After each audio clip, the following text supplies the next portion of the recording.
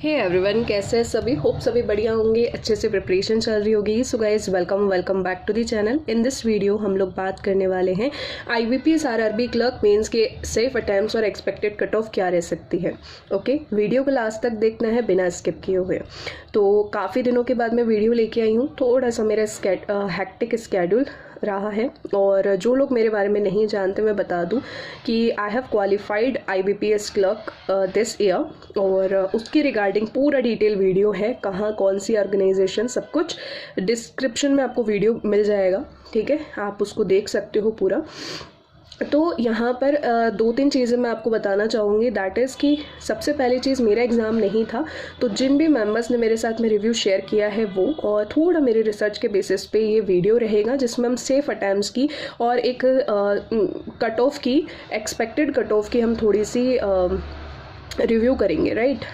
उससे पहले एक और सबसे इम्पॉर्टेंट बात कि अगर आपने स्ट्रैटेजी वॉइस नोट को अभी तक ज्वाइन नहीं किया है, जो हमारा न्यू इनिशिएटिव है, दैट इज़ इन टेलीग्राम, क्योंकि कभी कभी मैं वीडियो नहीं बना पाती हूँ, तो अभी मैंने रिसेंटली 2 से 3 एग्ज़ाम्स के लिए strategy video pre plus mains की दोनों शेयर करी है, जिसमें मैं पूरा कैसे प्रिपरेशन करना है, प्रीवियस ईयर पेपर कितने लगाने हैं, सोर्सेज क्या रह सकते हैं, XYZ बिल्कुल डिटेल में। Last few days strategy including आपके लास्ट मिनट टिप्स रहते हैं, दोनों में ही काफ़ी डिफरेंस रहता है। तो वो 10 से 12-15 मिनट के कई बार वॉइस नोट रहते हैं जो आपकी काफ़ी हेल्प करते हैं। That is completely free of cost. तो टेलीग्राम में आपको जुड़ना नहीं भूलना है। जो ये सोच रहे हैं कि मैं वीडियो नहीं बना रही, तो ऐसा कुछ नहीं है, उसकी जगह पर मैं कई बार वॉइस नोट डाल देती हूँ। ओके, और भी उसके अलावा आपको कई चीज़ें, डेली एग्जाम अपडेट्स और रूटीन PDF से आपकी थोड़ी हेल्प हो जाएगी, तो आपको ज़रूर ज्वाइन करना चाहिए।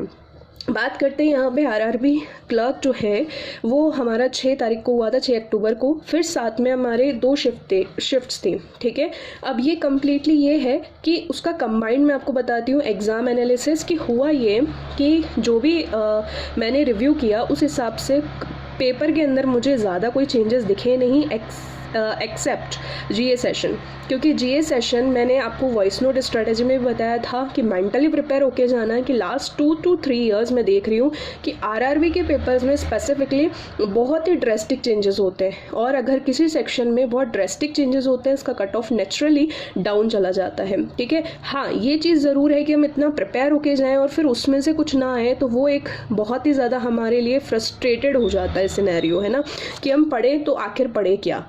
तो मैं यहाँ पे आपको बता रही हूँ कि बाकी दोनों शिफ्ट्स को मिला करके मुझे जो रीजनिंग सेक्शन लगा वो काफ़ी ज़्यादा ईजियर साइड पे लगा, इजी टू मॉडरेट हम बोल सकते हैं। तो मैक्सिमम दोनों ही शिफ्ट्स के अंदर बच्चों ने 28 से 32 के बीच में किया है, तो वो एक सेफ अटैम्प्ट है।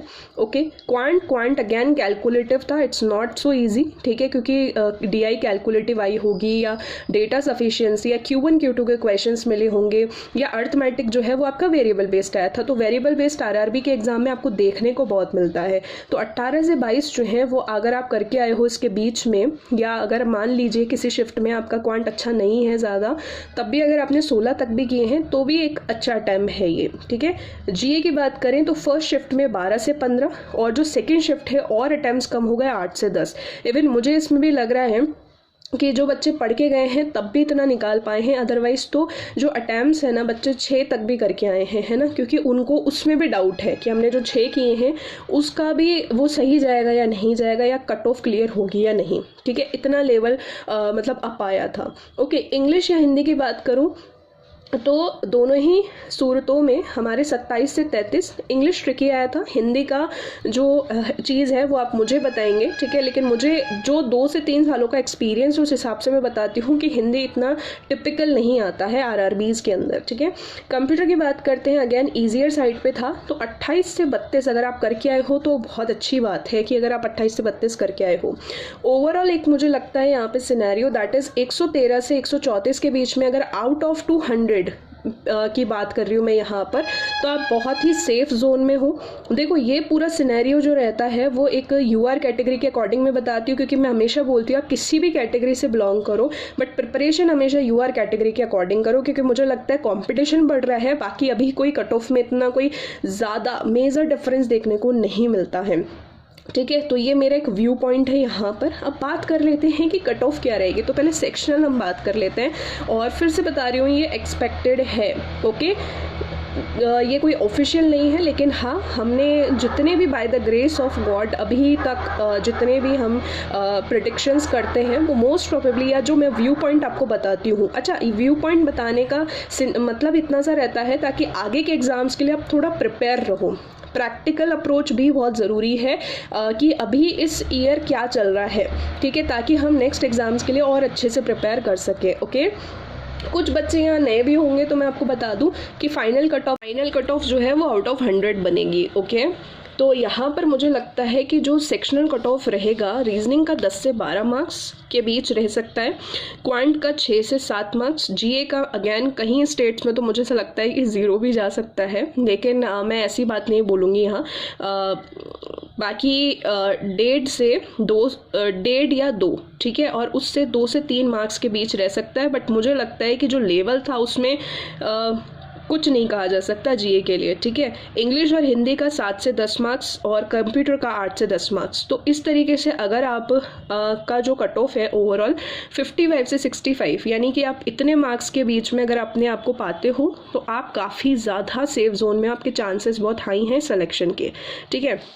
तो एक बार मैं आपको प्रॉपरली दिखा देती हूँ कि जो भी मैंने आपको बताया, ठीक है, सो दैट कि आप थोड़ा सा अच्छे से उसको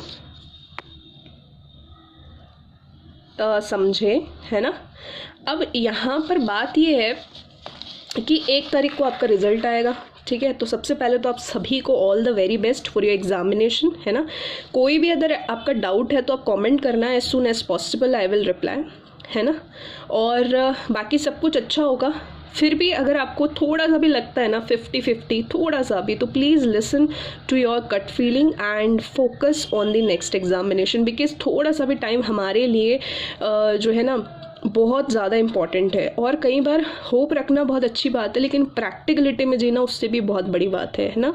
तो मैं कोई भी नेगेटिविटी आपको नहीं दे रही हूँ, पास ऑन नहीं कर रही हूँ। मैं हमेशा बोलती हूँ पॉजिटिव रहो, बट अपने मिशन पे फोकस रहो, ठीक है। So this is all about this video. अगर वीडियो इन्फॉर्मेटिव लगता है तो don't forget to like, share, subscribe for more informative videos. मिलते हैं नेक्स्ट वीडियो में। Till then take care, bye bye, all the very best.